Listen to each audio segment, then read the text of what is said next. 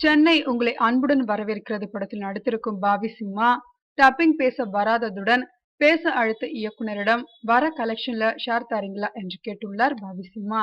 அதைத் தொடர்ந்து உரிமையின் படத்தின் பத்திரிகையாளர் சந்திப்பில் இது குறித்து அவரிடம் கேள்விகள் எழுப்பப்பட்டதா. அப்போது ஷேர்னா என்ன சார் என்று கேள்வி கேட்ட நிருபரிடமே நக்கல் அடித்தார் பாபி சிம்மா. இதனால் பத்திரிகையாளர் வட்டாரத்தில் அதிர்ச்சி.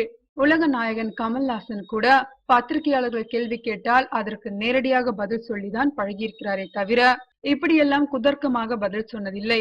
இவ்வளவு பெரிய இடத்தில் இருக்கும் ஒரு வெள்ள நடிகருக்கு ஷேர்னா என்னவென்றால் தெரியாதாம்.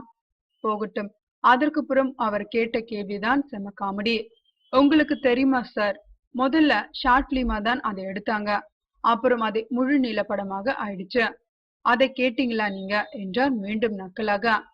பீட்சா, முண்டாசுப்பட்டி, வாயை மூடி பேசவும் ஆகிய வெற்றி பெற்ற அநேக படங்கள் முதலில் ஷார்ட் பிலிமாக எடுக்கப்பட்டு பின்புதான் முழு நீள படமாச்சு.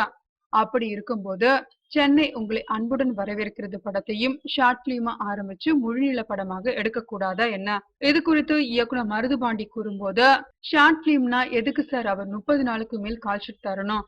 அந்த படத்தில் வரும் 115 சீனையும் அவரை உட்கார வச்சு தனித்தனியா சொல்லியிருக்கேன். ஒரு ஷார்ட் பிலிமுக்கு எதுக்கு 115 சீன் என்று கேட்டிருக்கலாமே. அது மட்டும் இல்லங்க, இந்த படத்துல ஹீரோயின் இருக்காங்களா கேளுங்க என்று பத்திரிகையாளரிடம் கேட்டிருக்கிறார் பாபி சிம்மா. இல்லைன்னு அவரே சொல்லுங்க பார்ப்போம் என்றார் ஆவேசமாக.